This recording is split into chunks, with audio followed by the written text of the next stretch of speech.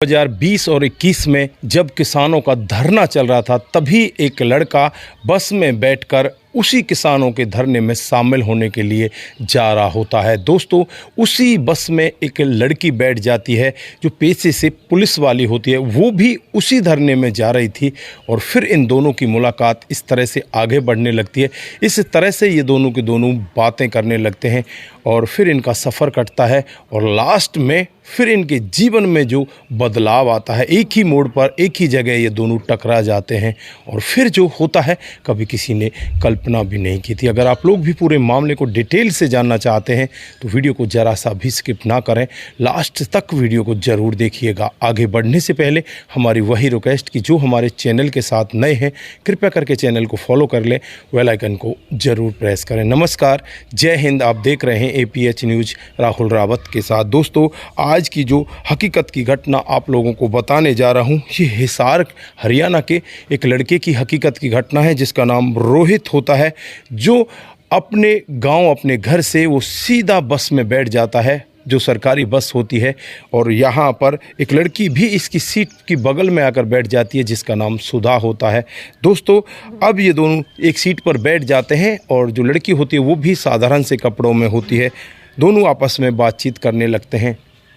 लड़की रोहित से पूछने लगती है कि तुम कहाँ जा रहे हो, क्या तुम्हारा नाम है? तो वो लड़का कहता है कि मैं किसान आंदोलन में जा रहा हूँ, मैं किसान का बेटा हूँ और मेरे पिताजी बीमार हो गए इसलिए वो घर आ गए और मुझे अब उनकी जगह पर वहाँ 10 दिनों के लिए जाना है। दोस्तों, लड़की अब उससे और बहुत सारी बातें करने लगती है, उसे पूछने लगती है तुम क्या करते हो, तुम्हारे जीवन में क्या चल रहा है? तो लड़का बताने लगता है कि मैं खेती किसानी किया करता हूँ, 20 से 25 किले मेरे पास हैं और मेरे घर पर डेयरी भी है, मैंने डेयरी लगा रखी है और वहाँ पर भी 40 से 50 पशुओं को मैं पालता हूँ। 2-3 लोग मेरे पास घर पर काम भी किया करते हैं, इसी तरह से हमारा गुजारा चल रहा है।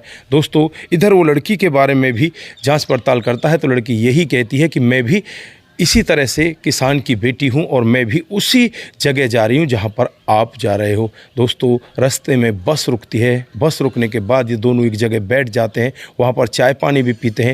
ये लड़का अपने साथ कुछ सत्तू वगैरह लेकर गया था, उस लड़की को सत्तू पिलाता है। कुछ मूंगफली के दाने इसके पास होते हैं, उन दानों को भी उस लड़की को खिलाता है। लड़की बड़ी खुश होती है। ये लड़का उससे ये भी कहता है कि इनमें से कुछ दाने आप अपने साथ रख लो क्योंकि वहाँ पर आपको ज़रूरत पड़ेगी। दोस्तों, जो बस होती है वो अब धीरे धीरे करके आगे अपने स्टेशन की तरफ बढ़ रही होती है और इस लड़का और इस लड़की की बातें आगे बढ़ने लग जाती हैं। दोस्तों, धीरे धीरे करके वो समय भी आ जाता है जब ये लड़की उतरने वाली होती है। अब यहाँ पर ये लड़का उससे कहने लगता है कि तुम यहाँ पर क्यों उतर रही हो, ये गलत जगह है, ये तो वो जगह है ही नहीं, मुझे पता है कि वो कौन सी जगह है। तो ये लड़की कहती है कि नहीं नहीं, मेरे लोग यहीं पर हैं, मैं यहीं पर उतर रही हूँ। फिर ये लड़का कहता है कि नहीं नहीं, ये जगह गलत है, तुम यहाँ पर मत उतरो। लड़की कह देती है कि नहीं, ये जगह ठीक है और मैं अपनी सही जगह पर उतर रही हूँ। दोस्तों, उसके बाद ये लड़का इस लड़की से इसका नंबर ले लेता है, लड़की भी इससे इसका नंबर ले लेती है और फिर लड़का जब अपने जगह पर पहुँचता है तो वहाँ जाकर देखता है कि महिलाओं का टेंट भी यहीं पर लगा हुआ है, वो लड़की तो यहाँ पर नहीं है। फिर वो उसके पास फ़ोन करता है और कहने लगता है कि सुधा, तुम गलत जगह पर उतर गई हो, ये जगह तुम्हारे लिए ठीक नहीं है, तुम वापस यहाँ पर आ जाओ। दोस्तों, वो लड़की कहती है कि नहीं नहीं, मैं बिल्कुल अपनी सही जगह पर पहुँच गई हूँ और यहाँ पर मैं सब कुछ ठीक से हैंडल कर रही हूँ, अच्छे से यहाँ पर हमारा कामकाज चल रहा है। दोस्तों, अब यहाँ पर धीरे धीरे समय बीतने लगता है, 1 दिन 2 दिन 4 दिन और जब 9वां दिन होता है तो वहाँ पर पुलिस वालों के और किसानों के बीच में कुछ झड़प हो जाती है। इसमें कुछ किसानों को भी चोट आती है, कुछ पुलिस वालों को भी चोटें आ जाती हैं और ये लड़की को लगता है कि कहीं इस लड़के को कुछ चोट नहीं आ गई। फिर ये लड़की उस लड़के के पास फ़ोन करती है और पूछती है कि तुम कहाँ पर हो? वो लड़का कहता है कि मैं तो बिल्कुल मौके पर हूँ और वहीं पर मैं मोर्चा को संभाले हुआ हूँ। उस लड़की से पूछता है कि तुम कहाँ पर, तुम ठीक ठाक तो हो? लड़की कहती है कि मैं बिल्कुल ठीक हूँ और अपनी जगह बिल्कुल सही हूँ। वो लड़का फिर उससे कहता है कि मैं कल यहाँ से वापस जा रहा हूँ, तुम भी मेरे साथ चलो, कुछ दिनों में मैं वापस आऊँगा, तब वापस लौट आएंगे। तो लड़की कहती है कि नहीं नहीं, मुझे तो अभी यहीं पर रहना है, जब वापस आप आओगे तो यहाँ आने के बाद मैं आपसे मिल लूँगी। दोस्तों, ये लड़की यहाँ पर इस तरह की बातें कहती है, लेकिन उससे एक चीज़ और कहती है कि मैं कल तुमसे मिलना चाहती हूँ, कल तुम मुझे कहाँ पर मिलोगे? वो लड़का कहने लगता है कि कल तो मुझे बस स्टैंड पर मिल जाना, क्योंकि वहीं से मेरी बस जाएगी। अब ये दोनों निश्चय कर लेते हैं और सुबह के करीब 7 बजे का वक्त रहा होगा जब ये लड़का बस स्टैंड पर पहुंच जाता है। ये लड़की भी बस स्टैंड पर पहुंच जाती है। दोस्तों, जब इस लड़की को एक अलग ही रूप में ये लड़का देखता है तो इसकी आंखें फटी की फटी रह जाती हैं।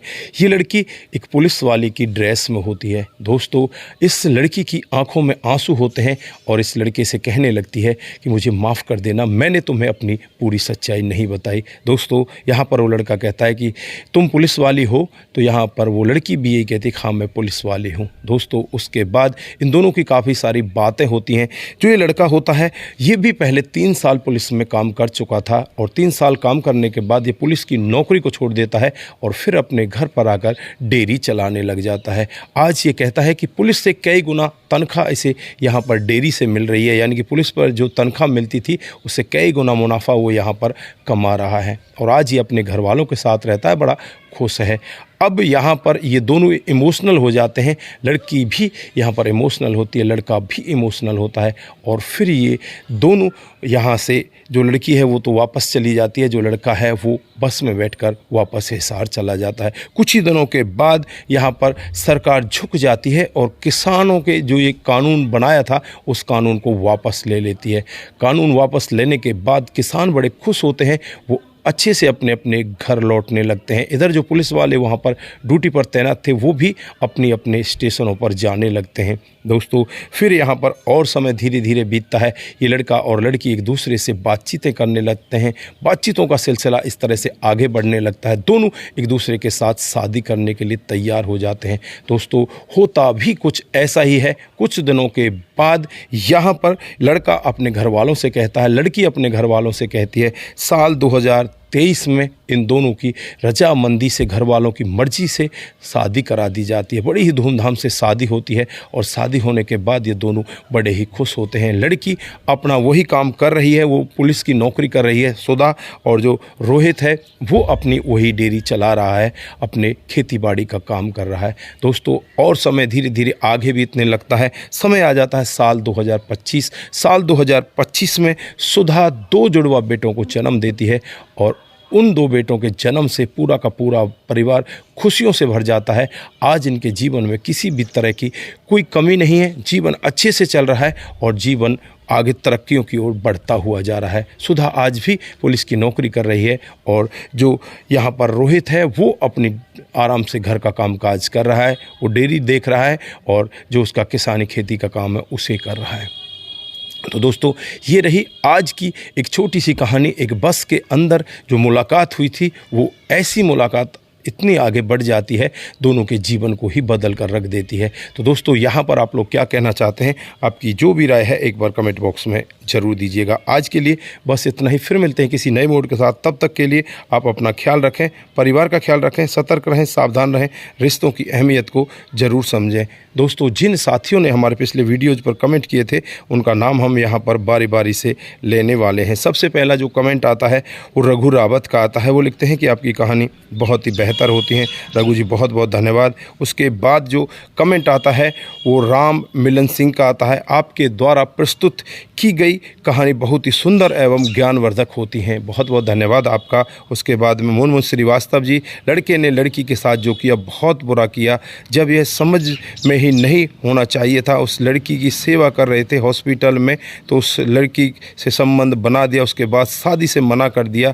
यह दूसरी लड़की से शादी होने वाली थी, फिर पैर टूट गया। वह लड़की आई और मुंह बनाकर चली गई। वही लड़की पहली वाली आई तो उनकी सेवा करने लगी। जय हिंद, जय भारत। जिला गोपालगंज, बिहार से बहुत बहुत धन्यवाद।